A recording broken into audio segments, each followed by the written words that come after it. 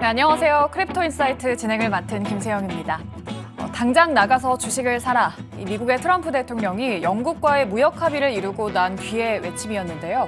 이에 따라 가상화폐 시장도 지금 정말 뜨겁게 반응하고 있는 모습입니다. 오늘도 저희 크립토인사이트에서 앞으로의 전망과 분석 두 분과 함께 낱낱이 파헤쳐보도록 하겠습니다. 오늘도 두 분 바로 소개해드릴게요. 안녕하십니까? 네, 안녕하십니까. 원더프레임의 김동환입니다. 안녕하세요. 언디파인드랩스 조동현입니다. 네, 이렇게 오늘도 두 대표님과 함께 다양한 이야기 나눠보도록 하겠고요. 오늘도 두 가지 주제 들고 왔습니다. 첫 번째 주제 바로 만나보시죠. 네, 첫 번째 주제는 불장의 3요소 어디까지 오를까입니다. 무역 긴장 완화 기대감이 높아지면서 지난 2월 2일 이후에 석 달 만이죠. 비트코인이 10만 달러 선을 돌파했고요. 이더리움도 15% 가까이 급등하는 기염을 토했습니다. 먼저 김동환 대표님과 이야기를 나눠보도록 하겠습니다. 지금 코인 시장 분위기가 정말 좋습니다. 그렇죠? 네. 뭐 그렇죠. 때문에 좀 좋다고 보십니까? 일단은 이 가격대가 지금 오늘 기준으로 10만 3천에서 4천 달러 사이를 왔다 갔다 하고 있는데요. 마지막으로 이 가격대에 머물렀던 것은 올해 1월 31일 정도. 그러니까 정말 딱 3달 만에 가격대에 복귀를 했고요. 1월 31일에 이 가격대까지 왔었던 것은 아무래도 트럼프 정부에 대한 가상자산 이 정책적인 어떤 기대감 때문에 그 가격대에 있었지만 사실 기대감을 좀 충족시키지 못했던 측면이 있었죠. 네. 그리고 이제 다시 이 가격도로 며칠 전에 이제 올라오게 된 것은 세 가지 정도의 이유가 있는 것 같습니다. 일단 첫 번째로는 비트코인 현물 ETF로 자금이 많이 들어왔는데 한 4월 20일 정도부터 네. 그 평소 대비해서 한 40억 달러 정도 많은 자금이 ETF로 유입이 됐고요. 그래서 비트코인 가격 상승에 좀 지대한 영향을 줬고, 두 번째로는 어제 있었던 그 미국과 이 영국 간의 관세 협상 타결 소식이 이 관세 협상에 대한 어떤 불확실성을, 시장의 불확실성을 좀 줄여주면서 상승의 촉매로 작용을 했고, 네. 또 마지막으로는 이 하반기 정도로 지금 예상되고 있는 스테이블 코인 활성화 법안에 대한 기대감이 조금 작용을 한 것 같습니다. 관세 불확실성 해소라든지 뭐 자금의 유입이라든지 여러 가지 요인들이 복합적으로 작용을 하면서 비트코인에 좀 자금이 유입됐고 상승할 수 있었던 것 같습니다.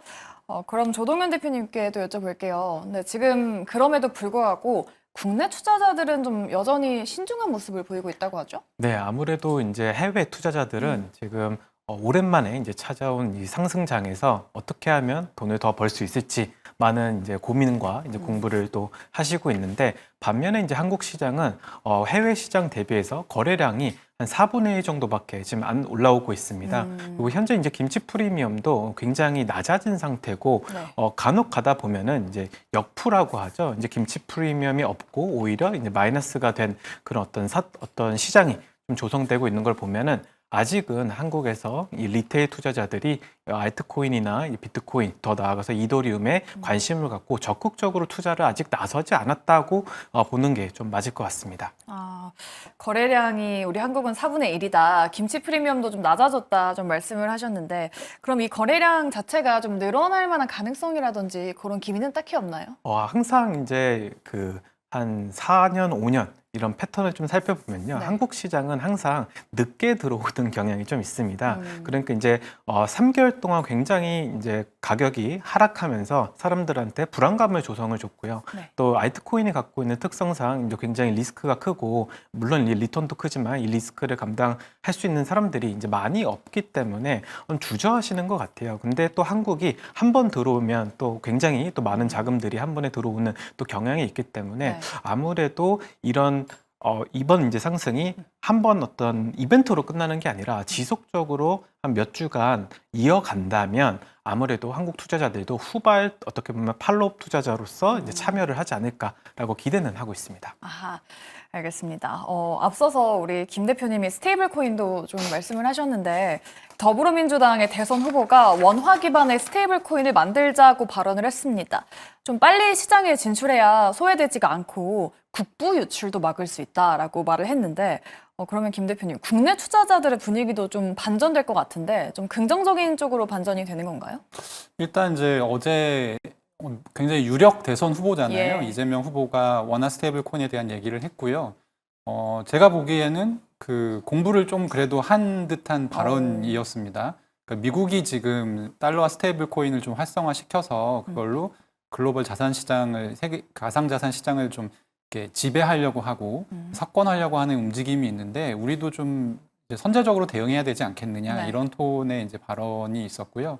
국내에서는 사실 이제 국내로 이 돈을 들여올 때 많이 사용하거든요. 네. 그러니까 해외에서 코인을 투자를 많이 하다가 그것을 들여올 때 이제 많이 사용을 하게 되는데 그것 이외에는 사실 사용하는 용처가 많이 없어서 네. 국내 사용자들은 아직 그 발언이 좀 신기하지만 그렇다고 해서 굉장히 이제 나의 투자에 어떤 도움이 되겠구나 네. 이런 생각까지는 아직은 못하는 것 같습니다. 네, 알겠습니다. 국내 암호화폐 시장의 좀 구조적인 비효율도 해소가 될 수 있을 것 같아요.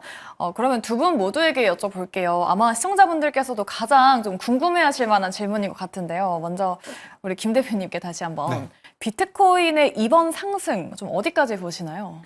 비트코인이 사실은 이제 9만 달러 초반, 9만 3천 달러 수준에서 거의 한 2, 3일 만에 지금 한 1만 달러 정도가 올라온 상태거든요. 예. 근데 가격이 상승하면서 비트코인 파생 상품 시장의 어떤 이 파생 포지션, 보통 이제 상승에 베팅하는 걸 롱 포지션, 하락에 베팅하는 걸 쇼 포지션이라고 하는데 네. 이 롱 포지션의 미결제 약정이라고 해서 이제 아직 결제가 안 된, 그러니까 추가 상승을 바라보고 있는 그런 이 포지션이 많이 늘어났어요. 그래서 지금 같은 경우는 사실 평소대로라면 좀 조정이 거의 일어날 가능성이 높다라고 생각하는 것이 맞는데 네. 지금 상승 자체가 굉장히 예외적인 수준의 어떤 크기, 강도다 보니까 추가 상승이 또 나오지 않겠느냐 이런 이제 얘기들이 조금 나오고 있는 상황이고 네. 현재 좀 그래도 어쨌든 가격 전망을 해야 될 거 아니겠어요? 그래서 미국에서 나오고 있는 가격 전망 중에 좀 많이 겹치는 구간은 뭐냐면 2분기에 그래도 12만 달러 정도까지 올라갈 수 있지 않겠느냐라는 얘기는 나오고 있는데 제일 중요한 것은 제가 보기에는 아무래도 그 미국과 영국과의 관세 협상이 촉매가 돼서 상승이 일어난 것이기 때문에 그 이제 영국 이후에 또 중국이라든지 이제 주말에 아마 중국과 이 미국이 만나서 관세 협상을 추가로 하는 것으로 지금 알려져 있는데 이 어떤 내용이 나오느냐가 굉장히 중요할 것 같습니다. 네, 추가 상승에 대해서 언급하셨고 12만 달러도 좀 조심스럽게 나오고 있다고 하네요. 사실 사상 최고치가 지난 1월 말에 기록한 10만 9,100달러대입니다. 우리 조 대표님은 어디까지 갈 거라고 보시나요? 네, 전고점 넘을까요? 김동원 대표님께서 제가 단기적인 어떤 가격이 예. 어디까지 갈 수 있을지 이제 말씀 주셨으니까 저는 이제 장기적인 관점에서는 해외 투자자들이 어떻게 보고 있는지 한번 다뤄볼까 합니다. 네. 그래서 해외에서는 이제 가장 영향력이 좀 있는 분이죠. 이제 캐시우드가 항상 비트코인은 내년까지 이제 100만 달러까지 올라간다라고 주장을 해왔습니다. 근데 그 100만 달러라는 게 그냥 나온 숫자는 아니에요. 이제 모든 이제 글로벌 투자자들의 포트폴리오에 이제 5% 가량을 만약 비트코인으로 편입을 시킨다면은 네. 지금 이제 비트코인이 거래할 수 있는 양과 그다음에 수급을 이제 분석해서 100만 달러까지 갈 수 있다는 것이거든요. 근데 이제 제도적인 걸 좀 살펴보면 이제 서구권에서는 이제 블록체인이나 이 비트코인 금융자산으로서의 이제 위상을 이제 줬고 이제 아시아 쪽에서는 아직 그런 모습이 또 딱히 보이진 않습니다. 뭐 일본도 그렇고 한국은 뭐 말할 것도 없이 네네. 아직은 느린 상태죠. 그러다 보니까 만약에 한국이나 이런 아시아 국가들 전부 다 그 금융자산으로서 인정해주고 예. 기관 투자자들이 이제 자신들의 이제 포트폴리오에 뭐 5% 상당, 뭐 어느 정도 포지션이 될지 모르겠어요. 상당 부분 포지션을 비트코인으로 배분한다면 충분히 가능한 저는 그 논리라고 생각하거든요. 2022년도에 캐시우드가 비트코인이 그 10만 달러 간다고 얘기했었을 때도 그때도 이제 기관 투자자들의 편입률이 1%일 경우 가정을 했던 거란 말이죠. 뭐 이런 것들을 봤을 때 터무니없는 숫자는 아니다. 네. 그래서 저도 개인적으로 100만 달러까지 갔으면 좋겠다는 바람을 담아서 이렇게 공유드립니다. 네, 알겠습니다. 단순한 단기 반등이 아니라 지속적인 자금이 유입이 되어서 비트코인이 상승 이어나갈 수 있는지 지켜보겠습니다. 이렇게 불장의 3요소 짚어봤고요. 저희 두 번째 주제로 바로 넘어가 보도록 하겠습니다. 네, 두 번째 주제 나왔습니다. 알트코인 섹터 어디에 주목할까요? 그런데 김동원 대표님, 제 짧은 이런 시장 이론에 대한 생각으로는 네. 비트코인으로 쏠리는 자금은 그 상승 흐름이 멈춰야 그 자금의 물줄기가 알트로 좀 퍼져나가는 걸로 저는 생각이 되는데 그게 맞을까요? 보통 이제 과거에는 예. 코인 투자를 하던 사람들이 계속 투자를 했었기 그쵸. 때문에 비트코인으로 들어온 돈이 그 비트코인 가격이 상승한 후에 거기서 빠져나가고 또 새로 들어오는 돈이 가격을 지탱해 주는 사이 다른 알트코인으로 이제 우리가 보통 주식에서 순환매라고 하잖아요. 네. 순환매 형태로 이렇게 퍼진다라는 것이 정설이었는데요. 지금도 이제 그런 양태가 나타나는데 이 순환매가 얼마나 일어나고 있는지 그리고 알트코인으로 그 비트코인 상승의 온기가 얼마나 퍼지고 있는지를 좀 우리가 가늠할 수 있는 지표가 있어요. 보통 비트코인 도미넌스라고 부르거든요. 네. 그래서 전체 암호화폐 시가총액 중에 비트코인 시가총액의 비중이 얼마만큼 되는가인데 현재 그 비트코인 도미넌스가 굉장히 높은 편입니다. 그러니까 비트코인에 상당히 많은 자금이 쏠려 있는 상태이기 때문에 말씀하신 대로 알트코인 시즌이 올 수 있는 가능성은 충분하다. 네. 근데 이게 이제 발동되려면 조건이 좀 있어야 돼요. 그러니까 알트코인이 올라가도 괜찮겠다라고 하는 그런 느낌을 시장이 받았을 때 사실은 이제 순환매가 일어나면서 돈이 빠져나가는 것이거든요. 그래서 그런 부분들을 좀 지켜볼 필요가 있겠습니다. 요 비트코인 도미넌스가 낮아진다고 했을 때는 어느 정도 이 순환매 가능성이 있다 이렇게 보시면 되겠습니다. 아하, 알겠습니다. 그렇다면 저희가 지난번에 이야기 나눴었던 상승의 신호탄을 쏘았던 수위는 또 여전히 강세인 것 같아요. 그 외에 또 어떤 알트들이 지금 상승을 보이고 있는지 또 알트코인의 차기 대장이 누굴지가 좀 궁금하네요, 대표님.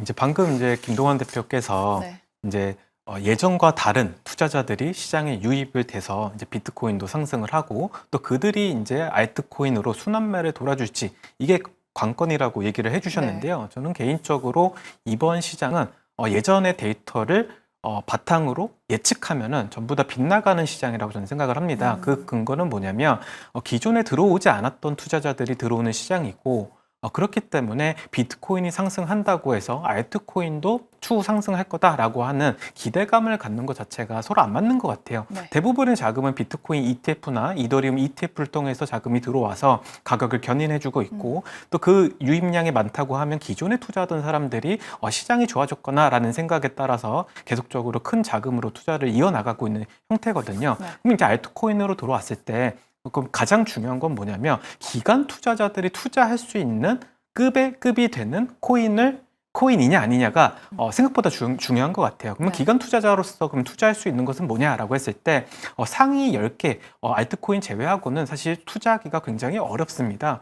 그래서 이제 차기적으로 이제 ETF가 될 그 코인들도 사람들이 많은 관심을 갖는 이유가 기간이 들어올 만한 안전성과 보안성 그리고 변동성 수준이 낮은 것들이 어떤 게 있는지를 좀 우리 지켜봐야 되는데 좀 개인적으로 이제 솔라나 수위가 아무래도 이번 시장에서는 가장 좀 좋은 성과를 낼 수 있지 않을까라는 생각을 좀 하고 있습니다. 네, 솔라나와 수위 말씀해 주셨고요. 또 많은 분들이 궁금해하시는 부분이 그래서 알트 강세장은 언제 와? 하고 궁금해하실 텐데 알트코인의 강세장은 좀 언제부터 올까요, 대표님?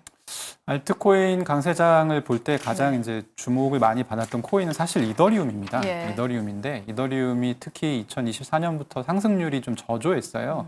그러다 보니까 이제 이더리움만으로 알트코인 장을 좀 가늠하기가 어려워지고 그 사이에 여러 가지 트렌드들, 뭐 밈코인이라든지 이런 부분들이 나와서 아까 조 대표님이 말씀하신 것처럼 조금 이게 아주 명료하지 않습니다. 시장의 어떤 흐름을 살펴보기가. 그래서 저는 좀 제안드리고 싶은 전략은 일단은 지금 비트코인 쪽으로 돈이 몰릴 거는 어느 정도 명확해 보이거든요. 그래서 지금 당장 떠오르는 투자처가 없다 하시면 일단 비트코인에 탑승을 하고 그리고 이제 시장이 어떻게 변하는지 또 무엇이 이제 주목을 받는지. 그러니까 과거 같은 경우는 솔라나와 수위가 굉장히 많이 이제 주목을 받았었고요. 근데 또 이번에는 어떤 다른 코인이 또 주목을 받을 수도 있는 것이거든요. 그래서 지금 미리 말하는 것보다는 상승에 맞춰서 생각하는 것이 좋다라고 말씀드립니다. 네, 알겠습니다. 미국의 경기 침체 우려가 리스크로 좀 작용을 할 수는 있겠지만 심리적 전환점이 일어난 만큼 시장의 강한 회복을 기대하면서 저희 지켜보도록 하겠습니다. 네, 오늘도 비트코인과 알트코인에 대한 분석과 전망을 두 가지 주제로 들어봤습니다. 저희 이제 마지막 코너인 CEO 인사이트로 넘어가 보겠습니다. 바로 함께 하시죠.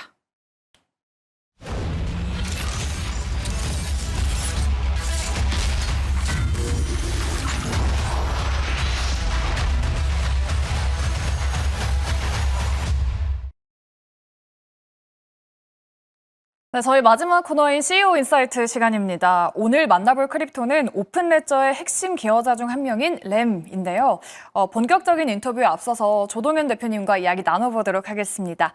대표님, 오픈레저를 좀 간략하게 설명을 해주실까요? 네, 오픈 레저는 나온 지 얼마 되지 않은 프로젝트입니다. 굉장히 신생 프로젝트고 그렇기 때문에 앞으로 뭘 할지를 우리가 좀 지켜봐야 되는데 오픈 레저의 이제 문서를 살펴보면요. 타일중앙화 AI 인공지능 네트워크를 만들겠다고 되어 있습니다. 기존의 이 프로젝트가 이제 잡았던 문제점은 뭐냐면 지금까지의 인공지능 시장 자체는 대기업 위주로 돌아갔다. 그러다 보니까 AI가 학습하는 데이터들에 대한 프라이버시가 보장되지 않고 또 전문적이지 않다. 전문적이지 않다는 것은 인공지능이 여러 가지 데이터를 학습할 때 학습하는 데이터 자체가 전문가로부터 나온 것들이 나오지 않은 것들이 많기 때문에 그 한 분야의 전문가들이 제공한 데이터로만 이제 학습을 해서 이제 효율성을 늘려보겠다라고 하는 프로젝트가 이제 오픈레저 이제 프로젝트입니다. 네, 알겠습니다. 조동현 대표님과 함께 오픈레저에 대한 설명을 들어봤는데요. 설명을 들어보니까 더욱더 좀 관심이 가는 것 같습니다. 그럼 저희 오픈레저의 핵심 기여자 중 한 명인 램을 바로 만나보도록 하겠습니다. 네, 인터뷰 바로 진행해 보도록 할게요. 안녕하십니까? So first of all, could you briefly introduce what OpenLedger is and what your project is about? Hey everyone, this is Ram. I'm one of the core contributors at OpenLedger. OpenLedger is a blockchain for AI. If you take a look at it, right, AI has three major components in its development. The one is compute, another one is data, the third is model. We work on the data and model side. For every AI model, one of the crucial components over here is to enable more and more people to contribute relevant data sets, right? Data contributors in larger language models like OpenAI or Llama do not get rewarded as part of the process. We want to change that.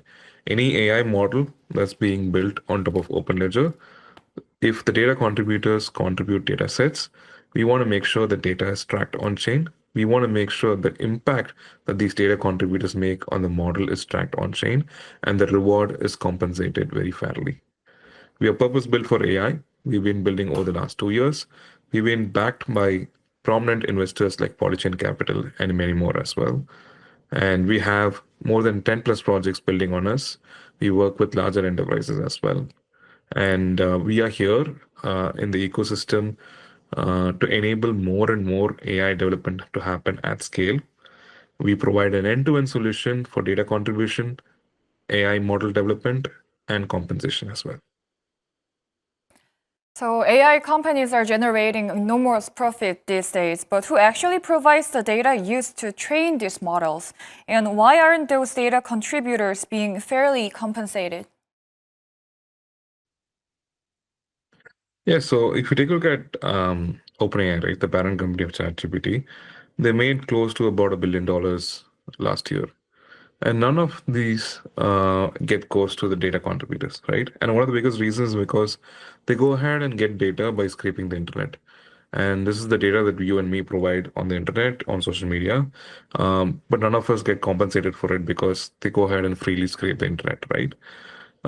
But this is changing because models need to be much more smarter. Model needs to be much more specialized. And we need to build models that are unique to a particular category. ChatGPT or any other applications out there uses base models like OpenAI, right? And there are open source models like Llama, but these have very generic knowledge. We can't use them as it is. So these models have to be built for its own purpose. It has to be customized for every application that we see out there. So let's say someone is building a model for healthcare. You need to collect data sets that can enable this model to be much more useful and can have knowledge about healthcare, right? So we would want individuals or smaller enterprise to contribute data sets for this. But none of them will come forward and contribute data if not getting rewarded as part of the process. That's what we would like to do in OpenLedger. We want to make sure that anyone who's contributing data sets to the specialized models that are being built on OpenLedger are rewarded fairly as part of the process. Yeah, so there has been criticism that traditional blockchains can't effectively support AI development. So why is that? And what limitations do existing blockchains have when it comes to AI? Yeah, so general blockchains are not purpose-built for AI, right? If you take a look at general blockchains, they predominantly track the transactions that is being executed. It tracks the user wallet address that is associated with that. But for AI, the biggest component here, as we spoke a lot about, is data, right? You need to know who is contributing this data. You need to know what is the impact this data is making on a model training process. You also need to know how much of the data that is being contributed needs to be compensated as well as these model throws an output. So all of that has to be on chain, and a blockchain has to be customized for that. You can't use a regular blockchain as it is. So that is one of the reasons we built our own layer 2, purpose built for this. We wanted to make sure that all the contract layer enables any model developer to start a contract and accordingly collect data sets, track them, and then reward based on how the impact is. So our layer 2 is purpose built for that. And that's why we had to build this and not use any other general purpose blockchains out there. Okay, so lastly, what's next for OpenLedger? Could you share your future roadmap and what vision you have moving forward? Yes, OpenLedger roadmap looks very strong. So we've been building over the last 2 years. We're currently in testnet. We have more than 1 million plus nodes contributing data sets in our testnet right now. We have 10 plus projects building in our community. This includes an ex-Google DeepMind person who's building on us and many more projects. There's a team which is building a Solidity model. We have a team which is building a healthcare model and many more as well. On the enterprise side, as you know, we work with a lot of enterprises in the traditional world and also in the Web3 space as well. As part of that, we would like to expand our business. We would like to work with more enterprises. We currently make close to about $14 million plus revenue. We want to expand that. We want to grow much more bigger. And we will also go mainnet with the product as we are finishing our testnet. So that'll happen in about 2 months' time. And as we go mainnet, we would like to have the community to start building on us in a permissionless manner. So we like to see more and more projects building on OpenLedger and then using our product to build great AI models and reward anyone who's being part of the process. That's what we would love to see. And we've been having great support from the community, especially the Korean community as well. And we would like to have more and more support from you guys. And we'd like to have more developers start to build on as well. Thank you for the opportunity. It was nice talking to you guys. I'm very glad that I was able to talk to you today. Okay, thank you for your interview, Lam. 네, 오픈레저의 핵심 기여자 램의 인사이트까지 저희 만나보셨습니다. 여기서 보내드리도록 할게요. 오늘 말씀 고맙습니다.